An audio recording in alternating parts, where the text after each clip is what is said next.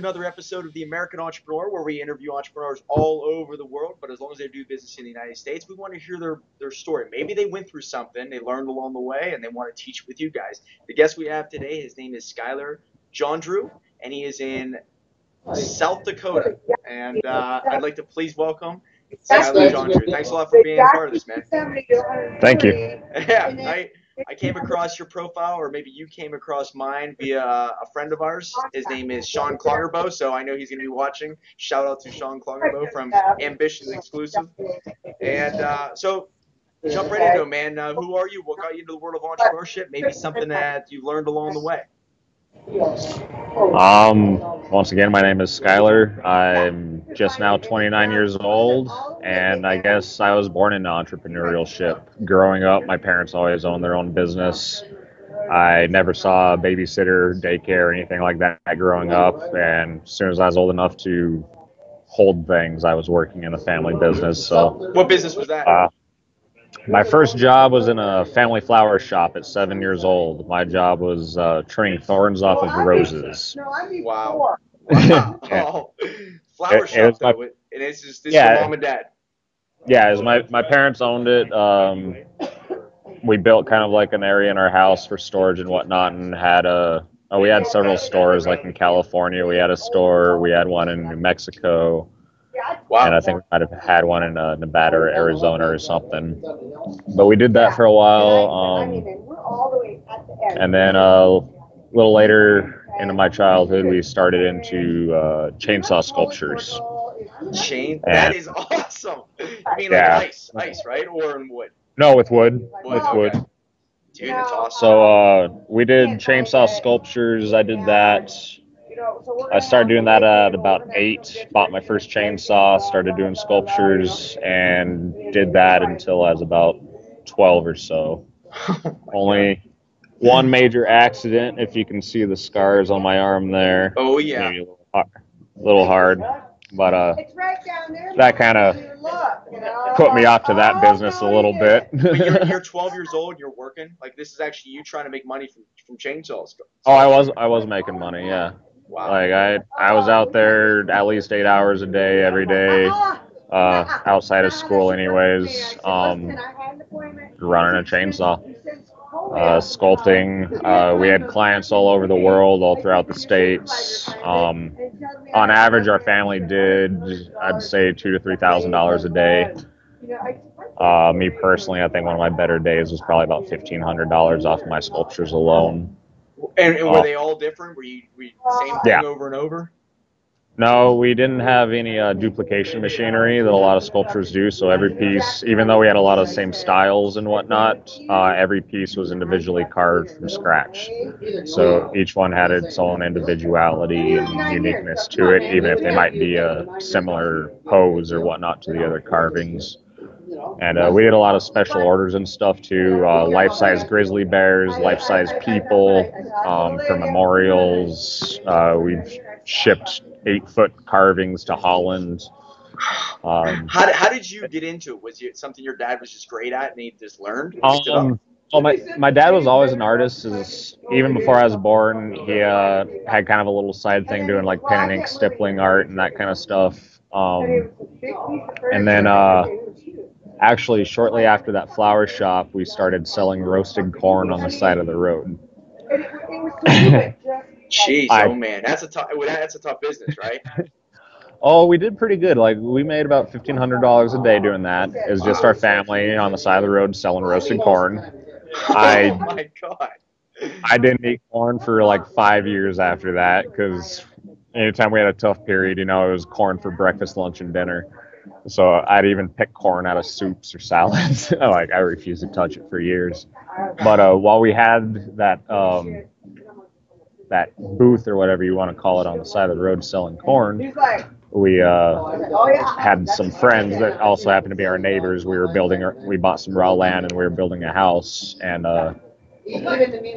totally empty area of the land, like just starting to be developed. So we only had one neighbor. And that's what they did, was chainsaw sculptures in the same little lot that we were set up with our roasted corn business. Man, so that's awesome. they kind of introduced us to that. A real quick I question: I kind of grew up in the woods myself. My buddies and I, we always battle between Husqvarnas and Steels. We're best. I always say Steels. They say Husqvarnas. What did you use? I was a Steel fan. Yeah, very nice. Thank you. My first one was a Husky. Everything after that was Steel. Nice. Yeah. So Steel. that's all. That's That's all what we I have. have now, for sure. Yeah, I like the Stills. I mean, I haven't done this for I got bored, I don't know, 2 years ago at a friend's house, and they had a chainsaw sitting there that they asked if I could get it to run. So I maintenanced it, got it running, and then they had a stump sitting out their driveway. I'm like, I'm gonna go carve you a bear. So I actually have a picture of that. It was the first one I'd done in like 10 years, and the only one I've done. Only one I've done. Yeah, it was kind of like just to see if I could still do it, still know what I was doing. But it turned out pretty good, actually. You know what's awesome is like that skill. You know you can always make money from it. So like no matter what happens, you could probably go back to that and sell it on eBay or Amazon or whatever you could do, right? And not only that, like I got so much experience in that, and never made less than like $500 a day doing that, and it was kind of fun. You know, I enjoy it. Selling the corn was good. Everything the boys were in today. wasn't necessarily. Did I tell you about Sandy Spencer? Didn't make us rich, you know. But growing up, you know, all our bills, everything was paid through the family-owned businesses. Wow. Like, I remember once when I was younger, my dad worked for a gas company, really refilling propane, and also worked in a bronze factory, overseeing like bronze figurine reproductions. Those were a couple years. Aside from that, my entire life growing up, we were family-owned businesses. Damn, it's amazing. So, yeah. So generation to generation, you have any brothers or sisters that got into it also, and probably is insane to work for somebody else nowadays because you know what it's like to be an entrepreneur. Yeah, and well, like my grandparents owned their ranches. My grandfather was a real estate agent, owned before he died, most of Ruidoso, New Mexico. Both grandparents owned ranches, worked on those for a while. My family always owned their own businesses for the most part. My brother he created a catering business that he ran for a while, and now he does, in his spare time, he also does like a cell phone repair business. And then he's also started in my business with me as well. You know, it's a common trend. It's a common trend among entrepreneurs that they can take what they've learned from one industry. It has nothing to do with another industry. Take it there and just, you know, and become successful, or take those skills and make it better and then move on to something else. Yeah, and that's one of the things where I feel like I've been blessed is I was raised in that entrepreneurial family, kind of, you know, like I wasn't raised with the expectation of working with someone else because we always worked for ourselves. Nice. And then on top of that, like the experience, like not only in the artwork, but like we built our own houses growing up and remodeling, and I've done construction for years, so I can build a house from the foundation to laying the shingles to running the plumbing and doing the electrical. Man. Yeah, I've experienced in restaurants and stuff, and I don't know, I guess just life in general. I don't believe in an experience you can't learn from. So after the corn business, the wood sculpturing, how old are you that you finally start going into a different direction, and where did you go? Well, when I was about 12, we went through some major family problems, and I went out on my own. 12 years old, I was out either staying at places, being homeless, or incarcerated for being too smart for my own good, as I was always told. Were you friends with Sean, or did you meet him through the internet also? I just met Sean a month or two ago. Okay. Through the internet or in person? Yeah, through social networking. Gotcha. See, because I know that he was all over the U.S. I didn't know if he ran into you then. No, we haven't met in person yet, but we've been talking about getting him out here for a while to at least come visit the area. So he's been here. He says he likes the area, just we haven't met. So we've been talking about having him come over for a visit. So you had some real hard times, and how long did that go until you started to, I guess, use that dark side for good. If that makes sense. I think it makes sense. Yeah, I guess I sunk pretty deep down into that hole. Quick overview, I guess, like I was brought up in a pretty religious family, and then when everything went to shit, like not only did the church leave me, but my parents weren't there. I was in and out of jail, so I kind of went down that road for a while. I was you were the black sheep of the family? Yeah, and I got pretty deep in, I guess, underground way of living, you know, and even throughout that, like I did really good at it. That might be bad to say, but you know, I was really good at it. And you can apply a lot of those skills to becoming successful as an entrepreneur. I know that. Or basically survival. It's all survival. A book I would like to recommend to anybody watching this is The Misfit Economy. The Misfit Economy. I've heard of that. Who writes that? There's two authors, both girls. I think Alexa Gray or Alexa Graham, something like that. And I can look it up when I get home. I have it at home. I can pull it up. Yeah, but the Misfit Economy. A big thing they talk about in that book is kind of like, I guess, the Freudian criminal mindset, and relating it to most of those people are, well, you know, like they always told me, too smart for your own good. You see things, but most of those people are in certain positions, certain upbringings. You know, they're working with what they have to try and be successful, even if it's not a legitimate course.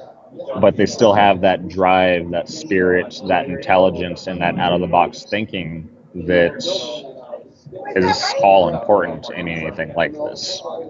And there's actually a national program that works with inmates to help not just rehabilitate, but they do like business education and everything while they're still incarcerated before their release. Nice. To help set them up to not be an employee at McDonald's upon their release, but to be able to use their skills that they learned from the streets to create their own business using their skills, their knowledge, and everything. And that's kind of a passion of mine too. Like once I'm stable enough to start being able to do a little extra, I'd like to either work with that company or in my area create a similar program based off their blueprints or whatnot. Because, you know, I've been there a lot, and I've met many people in there that people make mistakes. We all fuck up. Damn right. You know, and most of these people, like, wrong place, wrong time, they weren't hurting anybody, just got caught up in shit, you know, but they have that drive, they have that desire, they are good people, they enjoy helping others, they, you know, just something happened and they're locked up, and that, especially in our American society, can create a vicious cycle. For sure, because then you have to do certain other things to get out of that, and then certain other things to get out of that, and then basically it's just going to put you into this wheel of, I guess it could be a trouble. And then to break out of that, nobody's going to show you that you use those skills that you've learned along the way to become really successful. They're going to put you in some type of system probably that's like a straight line for everybody to get out, and that's not the way they should really be done. Yeah, I don't know. I mean, like, if a guy's a big drug dealer, kingpin, all they look at is you did drugs. They don't look at you ran a successful business. You can do, you know, accounting, you know, business management, you know, dictating your roles to your crew members. You know, there's all kinds of stuff that go into running a business, regardless of whether it's legal or not. And actually, illegal businesses have a lot more you have to pay attention to because you can get a lot more trouble. So, what I found, I guess, you know, like, you know, not trying to excuse criminals or glorify them or anything, because there are people that do messed up shit, you know, but I'd say a good portion of them, possibly even a majority of them, you know, are nonviolent crimes. They weren't hurting anybody. They were basically just trying to survive in the environment they live in, deal with the upbringing that they were raised in. You know, they're fighting all these things that people don't recognize as, I guess, basic human traits. You know, one of my good friends and awesome mentors, Chris Hughes, did a presentation a while back on how often people compare your back office to someone else's storefront. You know, we go around and we see these people, they're like, oh, they're happy, they're successful, they have a good relationship, they have a good job, they have a nice house, nice car, yada, yada, yada. People see it with like overnight single successes in the music industry. Like suddenly this person overnight is top 40 on the playlist. Never heard of them before, but there they are. And people are like, oh, I wish I could get a lucky break like that.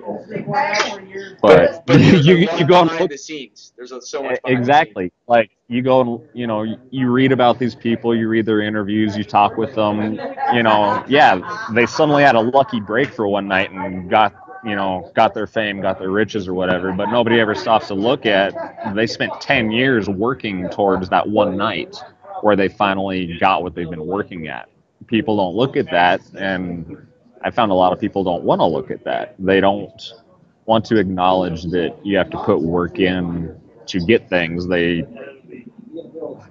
becoming, well, I guess not becoming, we've become a instant gratification society where people just want everything handed to them. For sure, or and doubters. It's easy to doubt. It's, oh, they didn't get there because of who they are and what they've gone through. It's they got there because of a lucky break, or who they're born into, the family, or they know this person. That's the type of mentality that I see. Yeah, they think it's, you have to be that type of person. You have to know those types of people. You have to come from that sort of background. You have to whatever. And none of that actually matters. Like, it doesn't matter where you come from, who you know, like any of that. When it gets down to it, all that matters is yourself. If you can convince and train yourself on, I guess, foremost what you deserve, but with that, like, believing in it and formulating a plan to, you can't be like, well, someday I want to be rich, or someday I want to have a nice car. I know the score, dude. How rich do you want to be? What nice car do you want to have? What is that going to cost you, specifically, down to the penny? How much is it going to take? Now that you have that amount, what do you have to do to get that amount? It's not just going to fall out of the air. You got to find a way. Whatever way works for you. Some people are happy working at McDonald's all their life. Some people are happy cleaning houses. Some people are, you name it. It doesn't. If you're happy with what you're doing, that's awesome. I'm never going to discourage someone from working a job they love. Right. I will encourage them to do more aside from that job if that one job isn't creating everything they desire in life. For sure.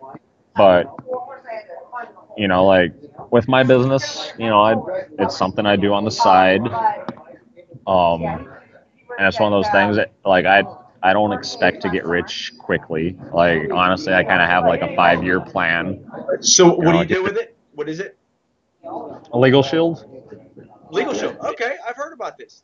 Yeah. So if companies, or it could be an individual, needs a will done, or just an insurance of legal protection, basically, that you want to pay a low monthly fee, and that lawyer's there no matter what, right? Yeah, it's actually an entire law firm, not just one lawyer. There's thousands, right? There's thousands. Yeah, right? So when you call them, you're not going to be stuck with a lawyer that doesn't know the field of what your questions are. You're going to get a specialist in your field anytime you call, and yeah, they deal with wills are included in the membership. You get it updated every year for free. Traffic tickets. We have a Snap app on smartphones. You can take a picture of your traffic ticket, press send, and it's sent off to the law firm. They deal with it for you. I've seen this. Yes, I actually met with a guy a couple weeks ago, and it basically I've had some. I've taken companies to court, federal court and everything, and the legal fees are insane. So it almost sunk me years ago.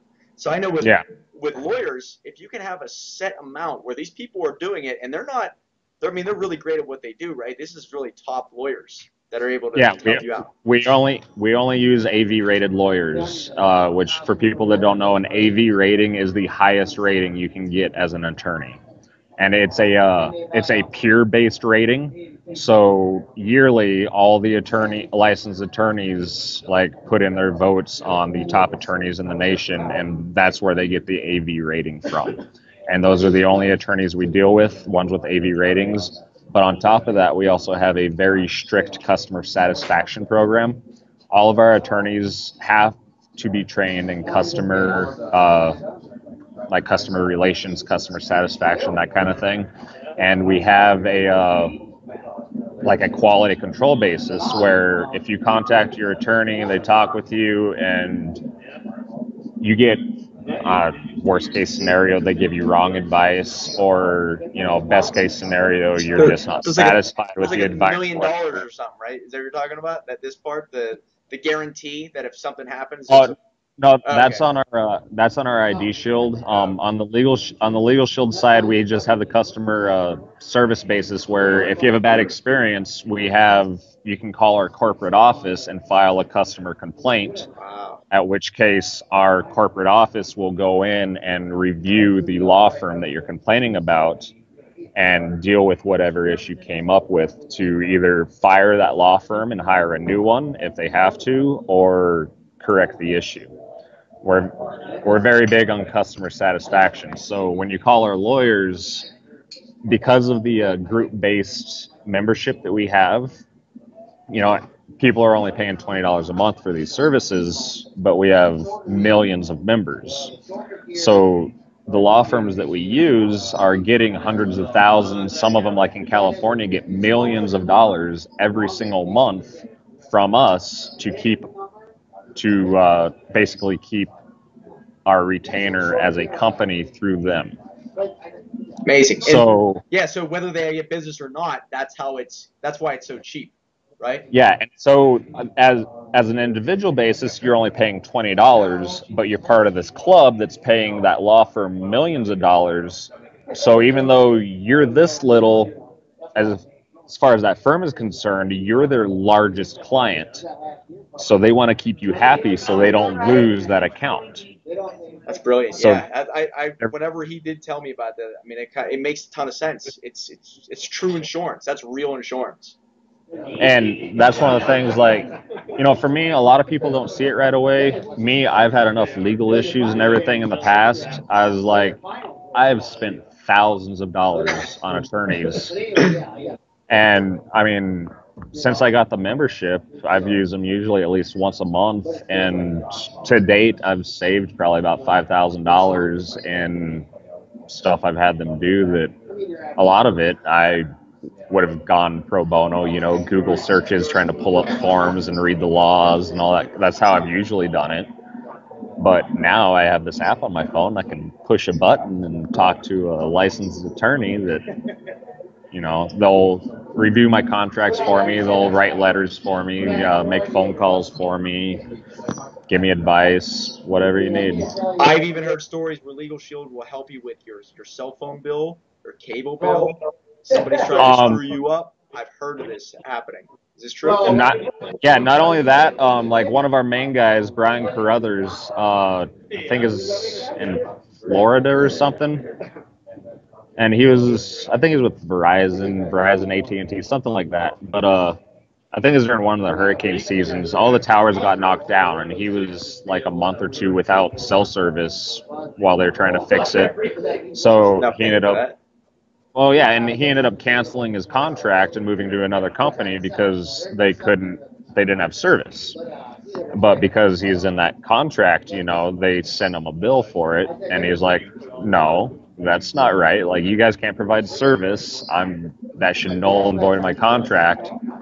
And if anybody's ever tried to deal with a company like that, speak to the supervisor, they run you down the line, sorry, that's not our policy, yada, yada, yada. You can spend hours on the phone with them trying to tell your case, or you can be like, all right, that's fine, I'll call my attorney. And then they get a letter from an attorney. That's it. And then it's done. And that's the thing. Like, one of those companies, if you write a letter, it goes into their HR department.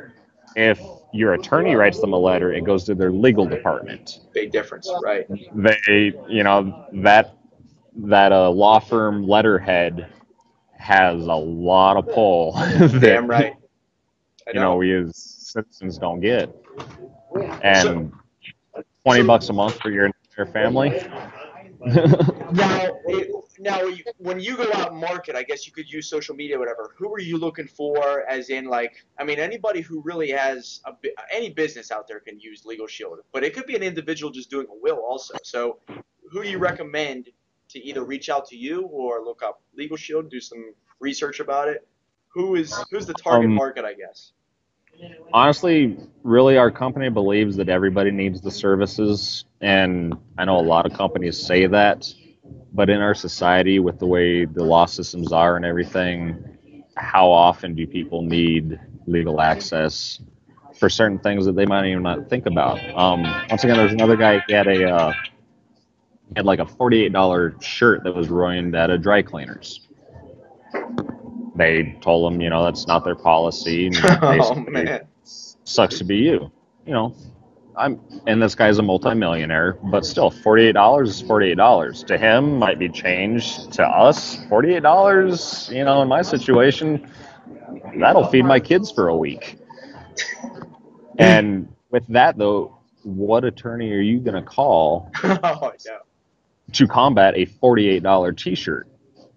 That should, that's just basic. Hey, you have it there. It's a tool. Use it, right? And that's the thing. People have this concept of attorneys in law that it's for bad people. It's for people that do bad things. But there's that other side of the law that how often are you taken advantage of? How many times 2 weeks ago, I had a false service charge on one of my credit cards for $25. What would most people do? Pay it. Done. Here you go. You call them, you try to complain. They told me it's not in our company policy. There's nothing we can do. Most people just pay it, right? And most people say they might argue with them for a little bit until they just buckle down and pay the $25 plus the interest, all that stuff. Where I was like, all right, well, who can I have my attorney call?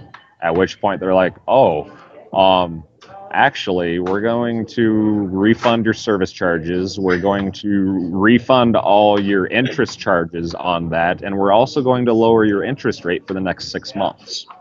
Because they're afraid. Because I mentioned calling my attorney. I was on the second supervisor on my calling, got passed up twice trying to talk to him until I was finally, you know what, I'm done talking to you. You can either fix this or I'll have my lawyer call you. At which point they're like, all right, let's fix it. That's all it is, man. You just say that word and their ears finally turn on. It's crazy. It's just. And that right there, the charge with the interest and everything was only I think $27, $28. And once again, unless you have these services, who's going to contact an attorney for $28? And even in that situation, I didn't have to actually go through the process of contacting my attorney, but still having that muscle that you're able to flex and be like, no, you can't do this. I know my rights. I have someone prepared to defend my rights. Let's go. And that's another thing is these companies are all over the place. You could be dealing with Verizon in a different state, so you could call somebody else that's professional in that state even. I did hear about that. Yeah. And that's one of the other things. We have a network of attorneys throughout North America. We're in all 50 states and 4 provinces in Canada. We're supposed to have the rest of Canada covered by, I believe, the end of this year. But so when you get your membership, you're hooked up with your local law firm that covers your state. But say you live in Nevada and you're traveling in South Carolina and you get pulled over and given a ticket, or they're wanting to question you because of identity theft or something like that, you can still call your services. You will be connected with your state's law firm, but because we're a network, they will refer you out to the local law firm in your area to deal with things in that state. So once again, it's something as simple like a traffic ticket. Doesn't matter where your membership is at, doesn't matter what state you're in, you will have a local law firm to fight that traffic ticket for you. Another example was we had a gentleman, I think it's like in his 70s, 80s, little town in Texas, grew up there, knew everybody there, got pulled over one night, headed home, I think from church, because he had a busted taillight. The cop that pulled him over, they go to church and everything, they knew each other, had known each other for a while.